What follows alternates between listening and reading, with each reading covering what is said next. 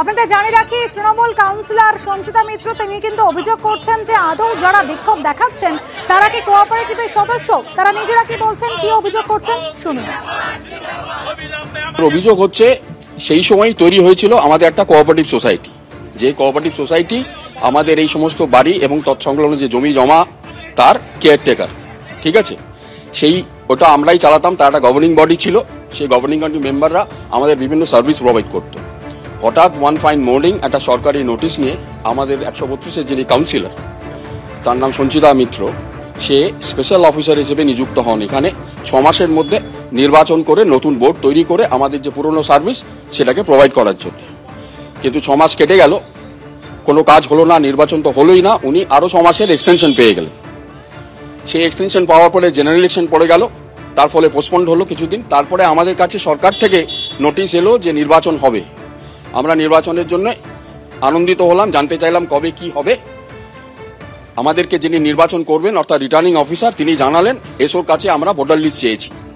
পরে আমরা জানতে পারলাম এসও ভোটার লিস্ট তাকে প্রোভাইড করেননি। আমরা জিজ্ঞেস করলাম কি করতে হবে, তিনি বললেন আপনার সরাসরি এসওর সাথে যোগাযোগ করুন। আমরা এসওর কাছে গেলাম, এসওর সাথে কথা বললাম। নির্বাচনের কথা বলার সঙ্গে সঙ্গে উনি বললেন নির্বাচনে কোনো প্রশ্নই ওঠে না, কেননা আমাদের এই কোঅপারেটিভের কোনো অস্তিত্ব নেই।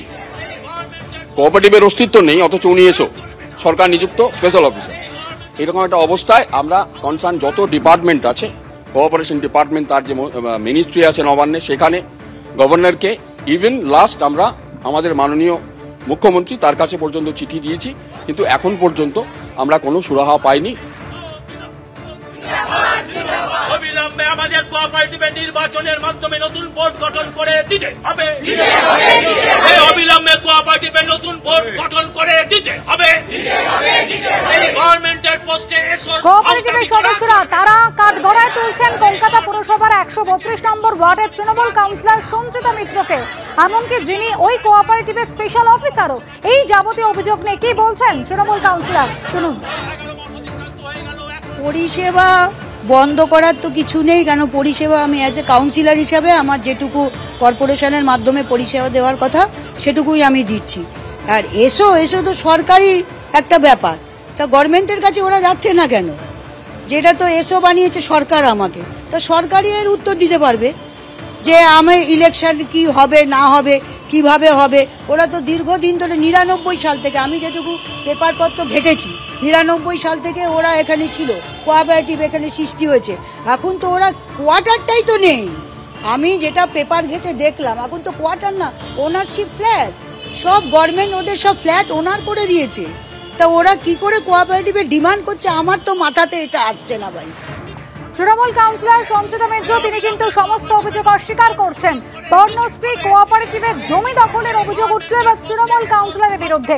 বিক্ষোভ দেখাচ্ছেন তারা এবং অভিযোগ তুলে বর্ণশ্রী কোঅপারেটিভের বাসিন্দারা তারা বলছেন যে দীর্ঘদিন ধরে আবাসনে পুরো পরিষেবা পর্যন্ত বন্ধ করে দেওয়া হয়েছে। হিন্দোল দে আমাদের প্রতিনিধি রয়েছেন আমাদের সঙ্গে। হিন্দোল, কতদিন ধরে এই পুরো পরিষেবা বন্ধ করে দেওয়া হয়েছে? যে অভিযোগ তারা তুলছেন, শুধুমাত্র তৃণমূল কাউন্সিলরই তো নন, অন্যান্য জায়গাও তারা অভিযোগ দায়ের করেছেন, কোনো সুরাহা হয়নি। দেখো, তারা যেটা বলছেন যে তারা ইতিমধ্যেই মুখ্যমন্ত্রীর দপ্তরে লিখিতভাবে জানিয়েছেন, তারা রাজ্যপালের কাছে চিঠি পাঠিয়েছেন এই বিষয়ে, তারা সমবায় দপ্তরে চিঠি পাঠিয়েছেন এই বিষয়ে, সমস্ত জায়গায় তারা চিঠি করেছেন, তারা অভিযোগ জানিয়েছেন, কিন্তু এখনো পর্যন্ত কোনো সুরাহা হয়নি। এবং তারা যেটা বলছেন যে সঞ্চিতা মিত্র যখন থেকে এখানকার স্পেশাল অফিসার হয়েছেন তখন থেকে কিন্তু সমস্ত কিছু বন্ধ অবস্থায় রয়েছে।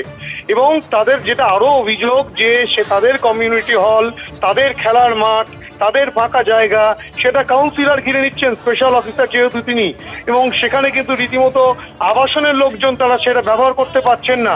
এমনকি তাদের পুজো করতে গেলেও সেক্ষেত্রেও কিন্তু সেই কাউন্সিলরের অনুমতি নিতে হচ্ছে।